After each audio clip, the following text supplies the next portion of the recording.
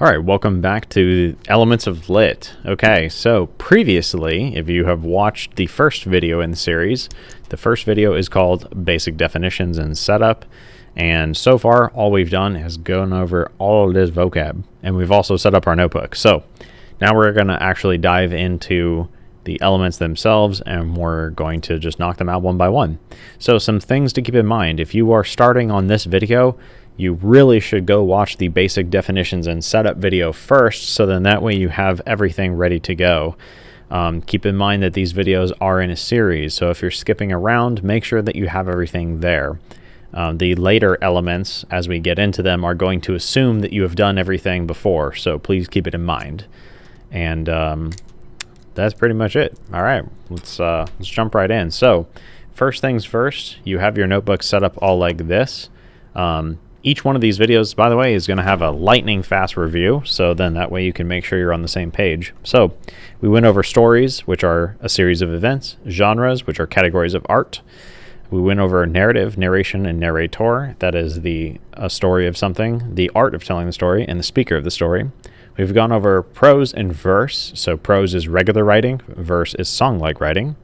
Denotation, which is the literal dictionary definition of something, and connotation, which is the symbolic or emotional definition of something. And then we went over all of the individual elements themselves. You want to have this as a reference guide to make sure that you know what is going on in your notebook. So today we're going to focus on plot. So in order to set up the notebook, what you want to do is flip the page, and you want to title it Elements of Lit. Just like that. And then we're going to make a bullet point right here, and it's going to say plot. Boom. It's an ugly P. There we go. All right. So here we go. Now, this is going to seem a little tedious because you're going to be writing the definition one more time, but that is okay. Please just stick with it. All right. What is plot? It is the arrangement of events in the story. Is the arrangement of events in the story. Perfect. Okay. Now remember, if you were in my class, or if you have ever seen me teach before, you have seen this example. So this is the easiest way that I can represent this idea. Okay. Remember that plot is not the story itself, which a lot of people like to claim that it is. All right. So let's just pretend that you are a film director, an author, something. It doesn't really matter, right? And let's just say you are creating an idea for a story, and in your head your story is going to be like this, represented by these 5 circles. Okay, this is your idea for your story. All right, perfect. Now let's look at it this way. You need to execute this story. You need to perform the story somehow, whether that's through a book or a movie, video game, it doesn't really matter. But when you actually turn this idea into a finished product, you're going to use plot. And your plot is going to be how you arrange the events and use them. Now let's just say that when you're actually creating your book, your video game, whatever it is, let's just say hypothetically that this becomes your final product. Okay. Now the difference here is that I have 5 circles from my original idea, and down here my finished product, as you can, your finished project, whatever you want to call it, looks different. So if you've noticed, the events are in a completely different order, like I've mixed them up, and then I've also gotten rid of one of my big sections, which is number 4. Okay, that right there is plot. You are choosing to omit information, meaning take it out, and you are choosing to flip-flop things around, maybe for a stylistic reason, maybe because you just don't like that part. It doesn't really matter. Now, what does this mean for the real world? So, if you've ever seen movies like Kill Bill or anything by Quentin Tarantino, to be honest with you, Quentin Tarantino is a director who loves to make films where the chapters of the movie, so to speak, because he does literal chapters, are in a weird order. Okay, and he does this for style. He likes to have everything thematically flow from one idea to the other. He doesn't like to shift tone right away, at least in some of his movies. So he uses plot to rearrange the events of the story And by the end of the two-part movie of like Kill Bill, for instance, the reader or the audience member has a full idea of what's happening in the story, and they don't have any questions. They know everything. Now, you can do that to make the audience more engaged, because like it's like the audience getting little bits and pieces of the story, as the story unfolds. So there are many different reasons and many different ways to accomplish this task. But that's going to be the most basic example of plot. It is you taking an idea and figuring out, how am I going to actually put this idea on the page or in the film, whatever. Okay, so there's my quick little example. I don't think you need to draw that, but unless you like really had to. Just in case you do want to draw it, you can go ahead and pause the video right now. So, moving on. Now, here's the thing. When you're going through this section, as you guys will probably see in the notes below, there are ways to construct or build a story, and there are ways to track a story. We're going to talk about both, and some of these things bleed over into each other. So it may be a little bit confusing, but I'm going to try and make it as easy as I can. All right? So first, we're going to talk about, I should have put plot there, plot construction styles.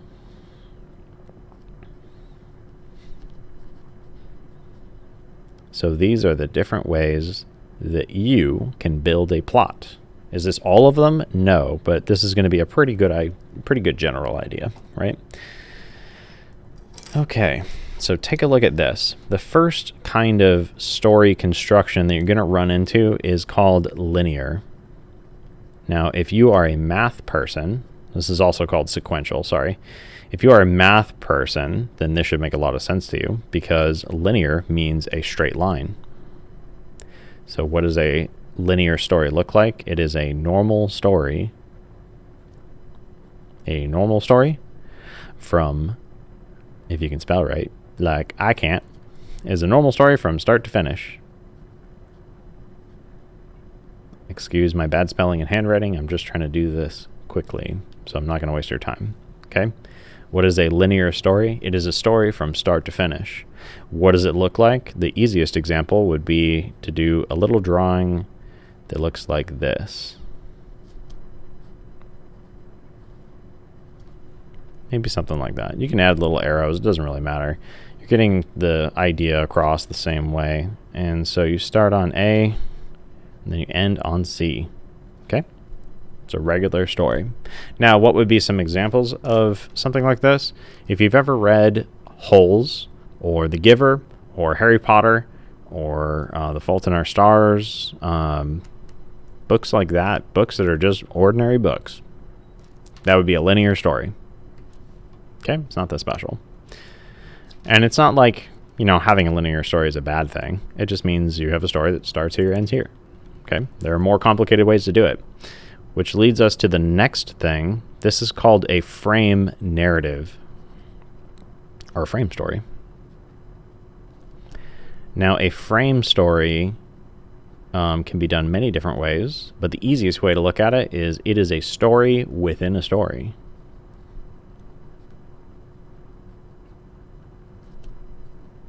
It is a story within a story. Okay? Now, the best way to draw something like this would be for you to have a box. Think about The Emperor's New Groove, if you've seen The Emperor's New Groove. How Esma, if I get her name right, how she wanted to put a box inside of a box. That's what we're going to do. So I have a box, and I'm going to call this Story 1. Okay, just like that. Now I'm going to draw another box inside that box. And then this is going to be story number 2. It's the best way to look at it. Okay? A story within a story. Now, some of you might be wondering, how many times can you have a story within a story? You can do it as many times as you want. I mean, technically, if you have like a story within a story within a story within a story within a story within a story within a story within a story, is the audience going to be confused? Oh, you betcha. But is it possible? Totally. Most of the books and movies that I talk about and recommend here in the classroom, like for example, Cloud Atlas by David Mitchell, or the movie Inception by Christopher Nolan, most of those stories only go to like 6 layers deep, because any more than that, and the audience is going to have a really hard time understanding what's happening unless the story does a really, really, really good job of like establishing everything in the plot. But I digress, okay? Now, the little example that I have there in the PowerPoint slide, if you guys want to take a look, this is from the movie The Princess Bride, which I extremely recommend everyone watch because it is a hilarious movie. So in case you don't know anything about The Princess Bride, it's about this little kid who is sick at home, and his grandfather comes by, and the grandfather's like, Sonny, I'm going to read you a book. And the kid is like, Grandpa, I don't care about no book. I don't want to read a book. And the grandpa is basically just like, shut up. I'm going to read it to you. And then he reads him a book. And the book that he reads him is The Princess Bride, which is like a really, really, really, really funny, like Robin Hood kind of, story. I don't really know how to explain it. It's a great story. Go watch it. If you see it on Netflix, you really should check that movie out. Other examples would be like Titanic or Cloud Atlas, Inception, Life of Pi. Some kids know what Life of Pi is. Things like that. So anytime you have a character, or Frankenstein, I love Frankenstein. Anytime you have a character that's going into a flashback or something like that, they're creating a frame narrative. So you can imagine like this right here would be the main plot. Okay, that arrow. But then let's just say your characters go into a flashback, right? And that flashback, interrupts the story to give you like previous information that you need to know for the current situation. So that could also be kind of a frame narrative right there. Just sort of depends, all right? Moving on, you're going to have a parallel narrative, also known as parallelism, okay? Now, if you guys are math people, you should know what this word means.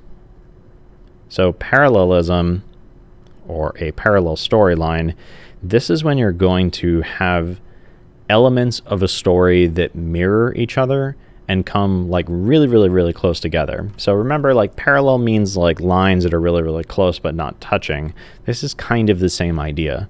So you're going to have story elements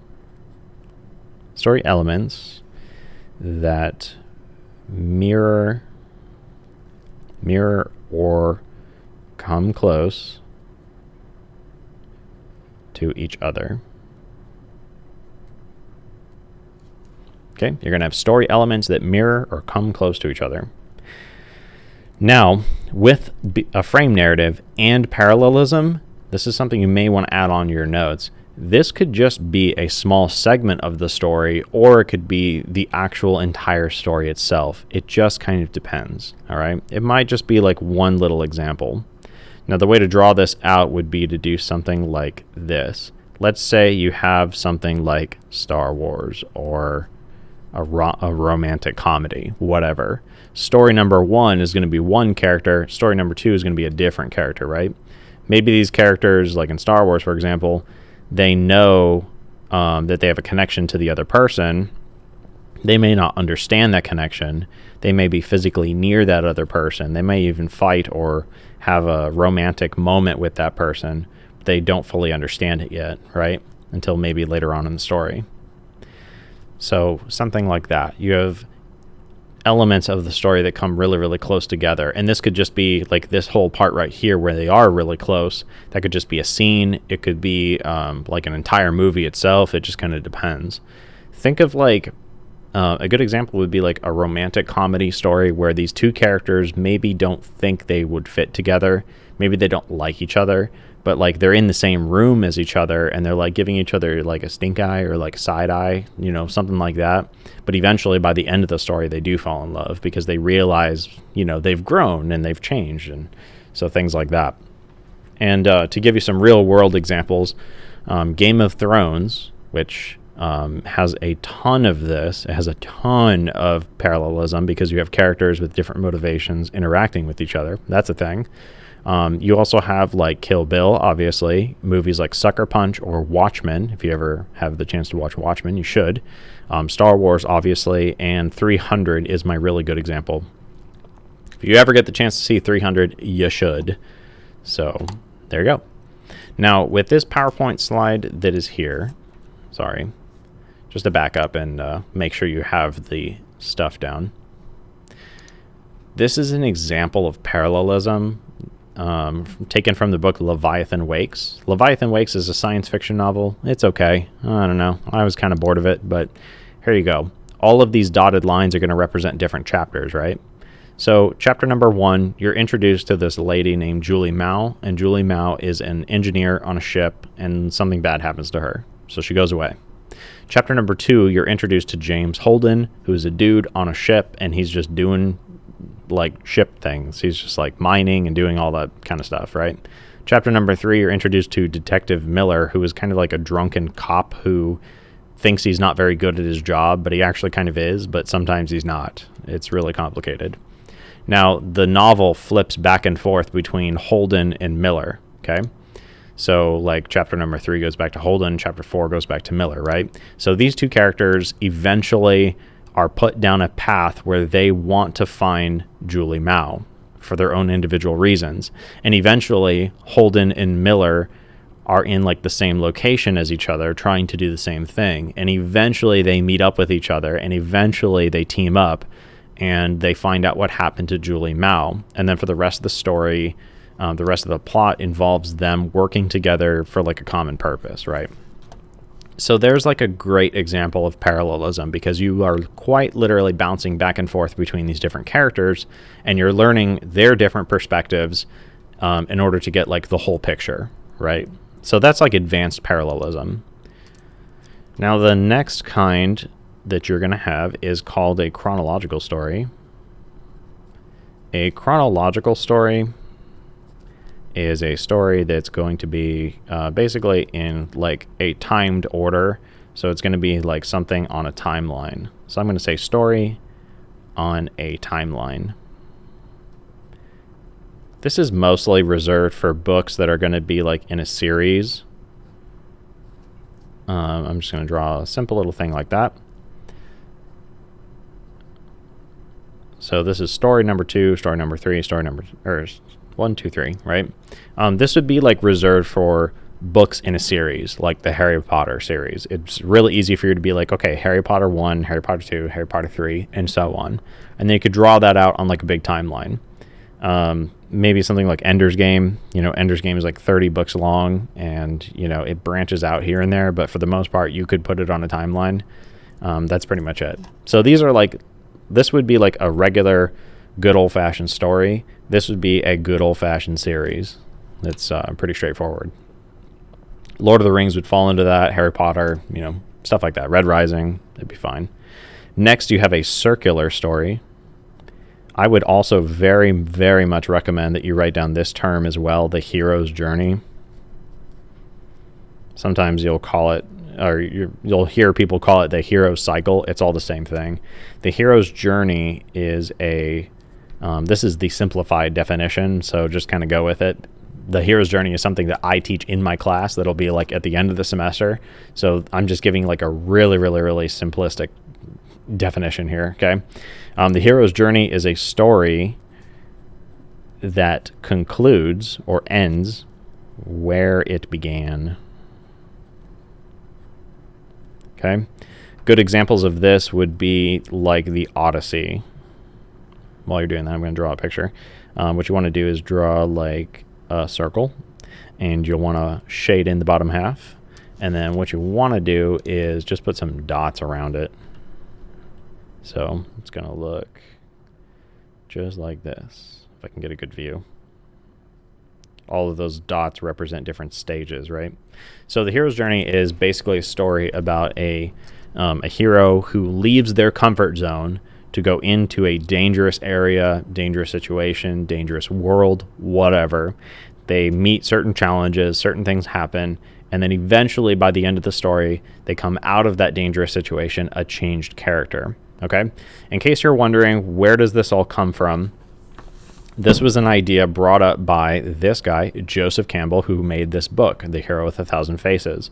In this book, he basically said that all stories that humans have ever created are the same thing. And when you study the hero's journey in detail, you learn like, wow, that's actually kind of accurate. That like 10 Things I Hate About You and The Hunger Games and Halo and Star Wars and Grey's Anatomy and The Office, like all of those stories, Twilight, The Hunger Games, everything, like all of those stories are all the same thing, which like that sounds really crazy to say. Like, Demony, what are you saying? Every single story is the same story? Yes, according to the hero's journey, a little bit. It's called the monomyth. The idea that everything comes out of one solid message, and that every single story that exists is just like a variation of that one core idea. So if you study the hero's journey, that's what you learn about. Yeah, it's a thing. I will say that every single Disney film that has ever come out basically follows that formula. Most Marvel movies do, most kids movies do, period. And every story, whether it's a movie, video game, or whatever, everything that follows that formula is usually really, really, really popular. So yeah, there you go. It's called The Hero's Journey. Looks like that. Oh yeah, if you want to be extra, you can draw little arrows around your drawing here. Just kind of get the idea across. If you need a real world example of like what that looks like, look at the Odyssey. You know, the story of the Greek warrior Odysseus, who had to go fight in the Trojan War, and then he had to make his way home, and it took him like 30 years because he made the gods mad, whatever.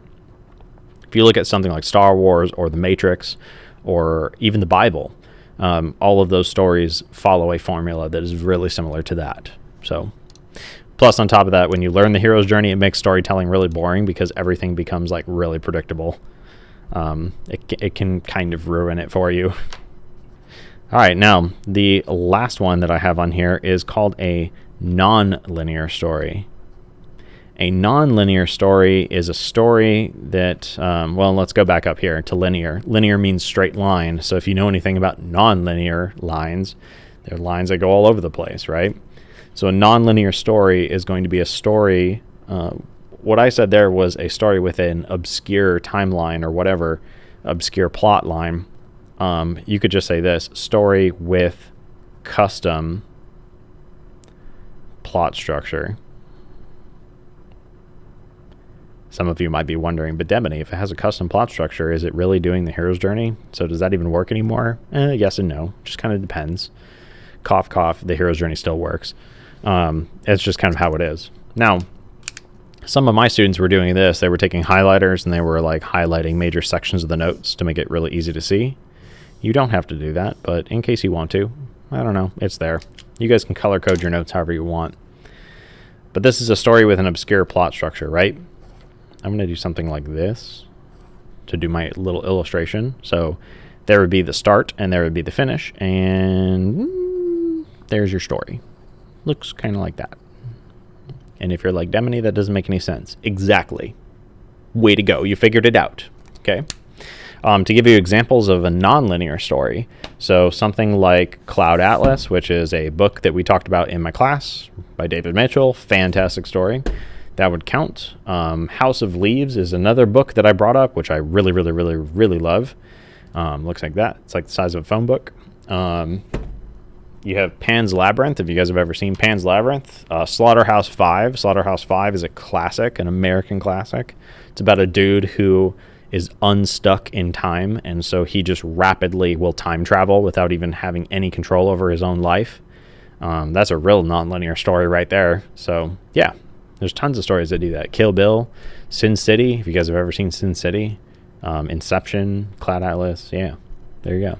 Non-linear stories, magical. Flip the page, okay? So what we just talked about are ways to build a story. I know that seems like it took forever, but now we're going to talk about ways to track a story. Please remember, these two things will bleed over a little bit, and that's okay. We're still talking about plot, okay?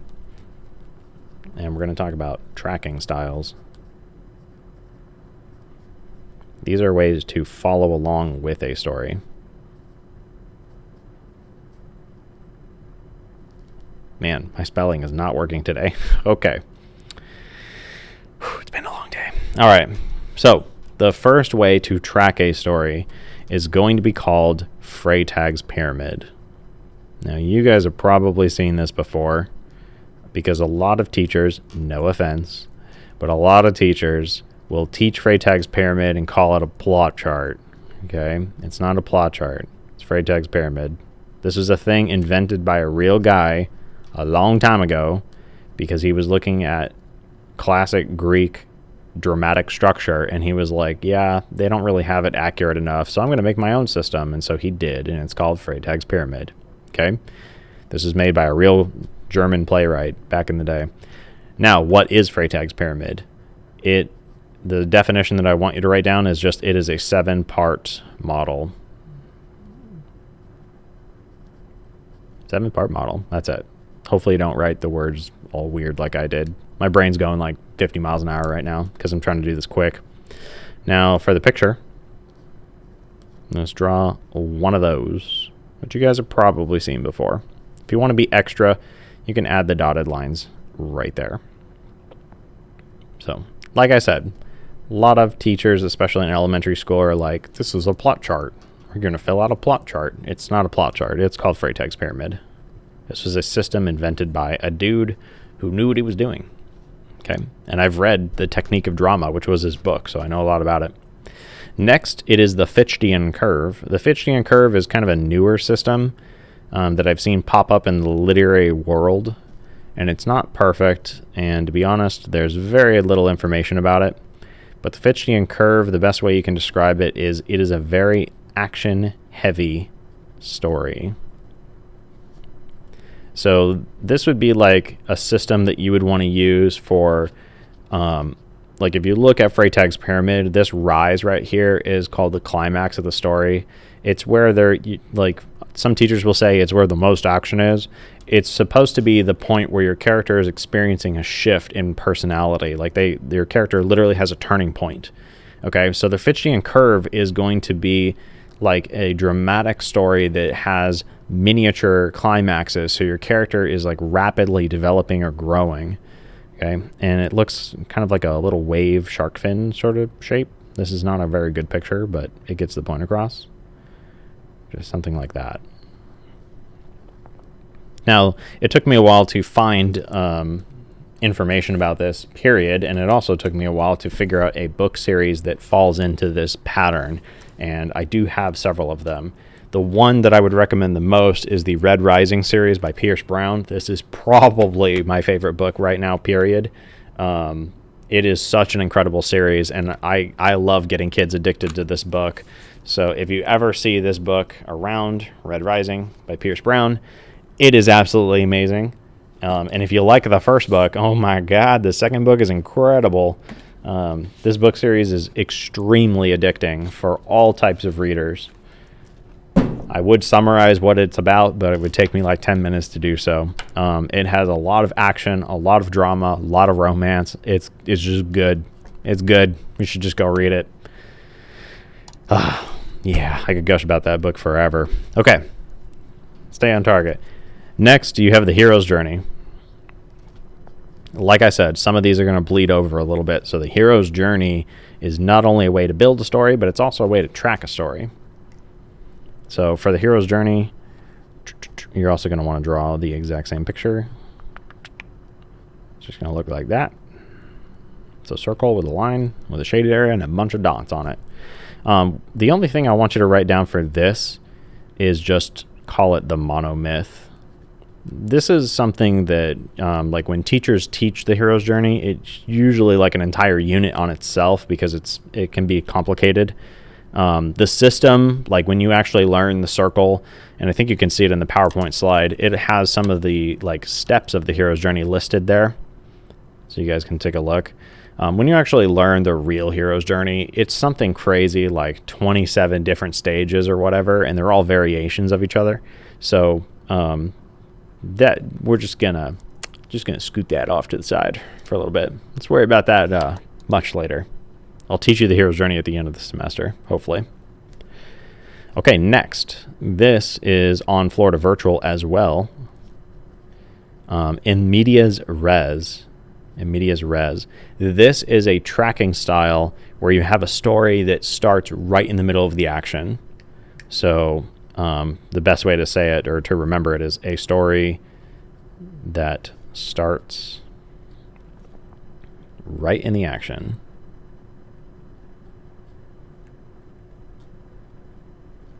Okay. Now, I don't necessarily like the drawing that is there, so I don't know. Maybe somebody will invent their own one day, but it just kind of looks like that. This would be like a story that is, one of my students said The Emperor's New Groove, where like the movie starts off and you have a character who's like, record scratch, that's me, look at my crazy life, this is how I got there. That could work. It's like a soft example. A better example would be like the first Star Wars film, Star Wars Episode 4, A New Hope, because literally in the first like few seconds of the movie, you have good guys running away from bad guys, you have somebody getting invaded, you have like people getting interrogated and killed and whatever, and you have like just plot, right?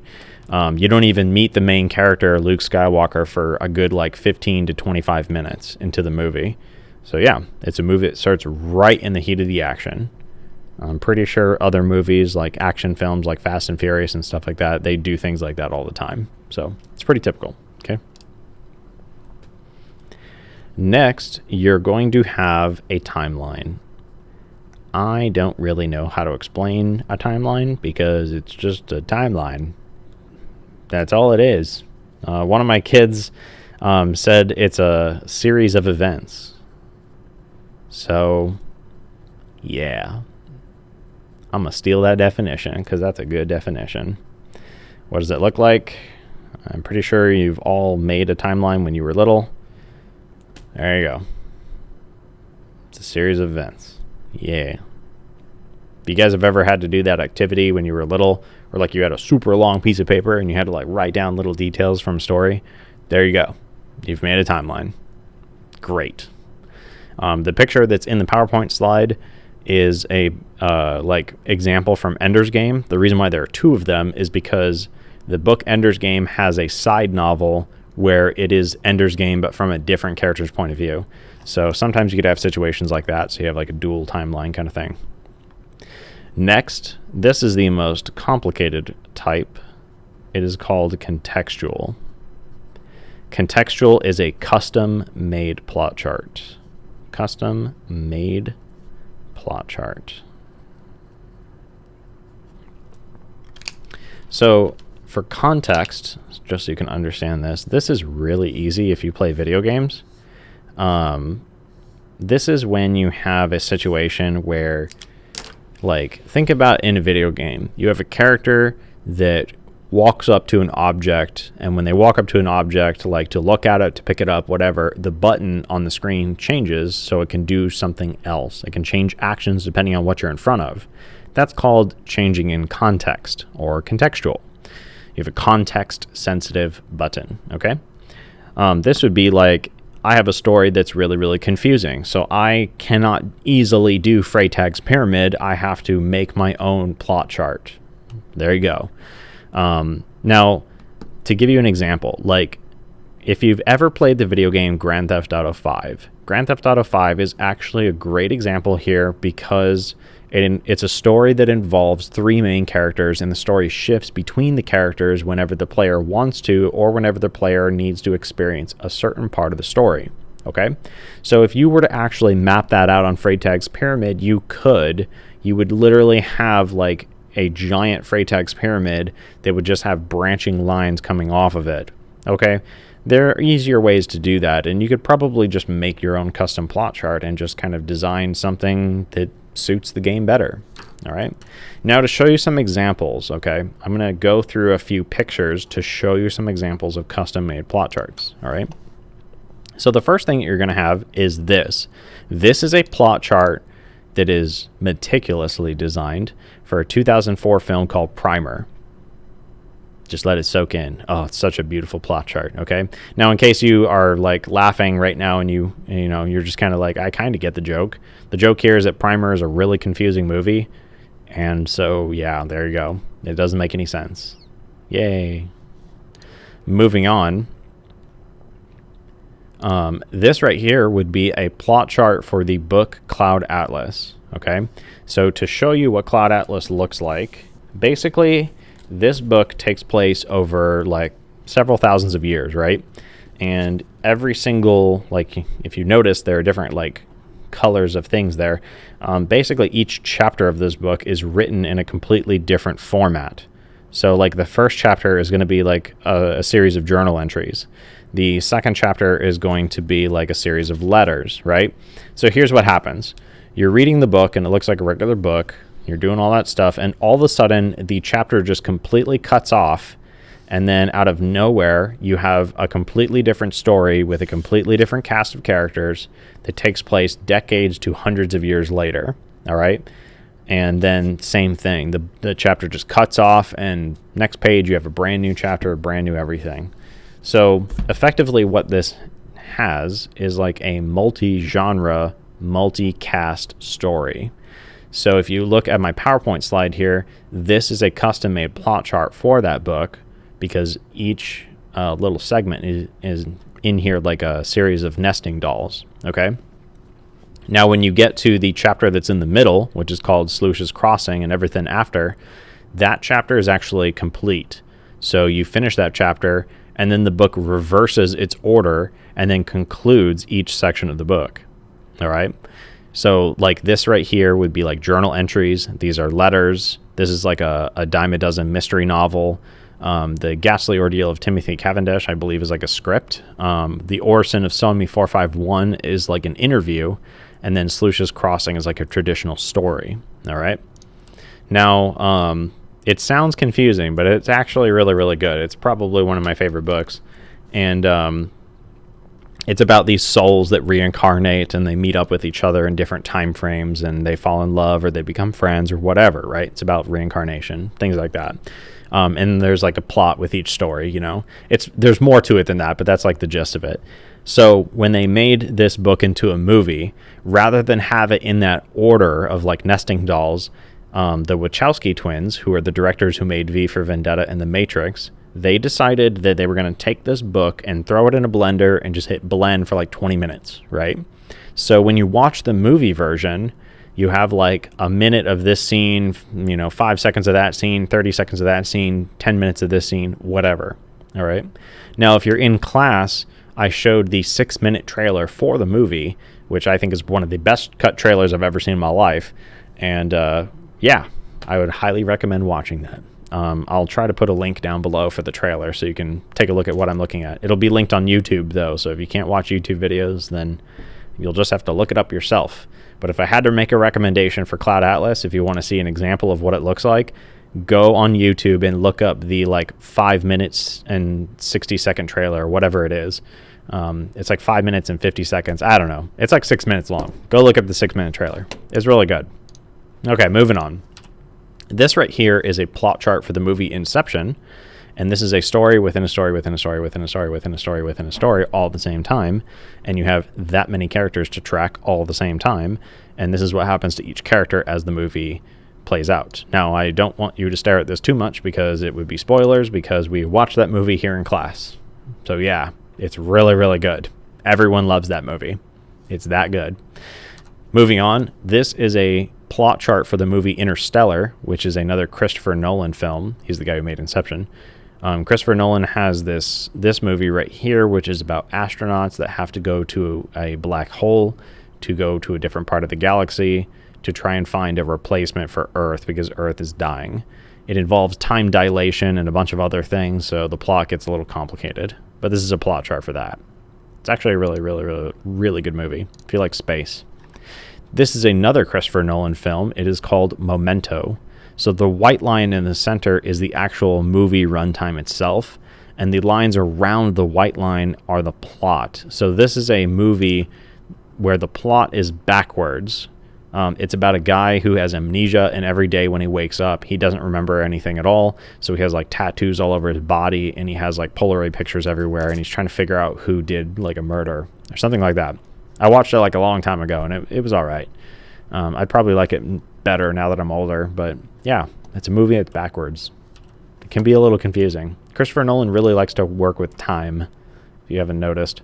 These are different plot charts for different stories like Lord of the Rings, Star Wars, Jurassic Park, which most kids have seen, and 12 Angry Men. The joke there for 12 Angry Men is that it's literally a story about 12 angry dudes who sit in one room and they just like talk about a court battle.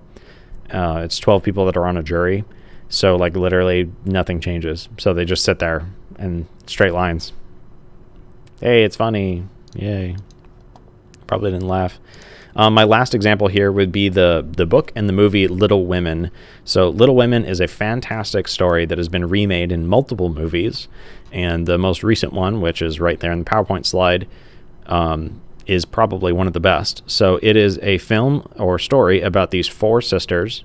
And the movie will, without even warning you, will just change into a flashback. And the only indication that you have that it's a flashback is that the color palette of the movie will change. So instead of being like muted colors, it'll be like bright and vibrant colors and things like that. And it's about like the individual dramas that those sisters go through, whether it's romance or trying to become, successful in life or trying to make a name for yourself, things like that. So it's a really, really, really fantastic story. Okay.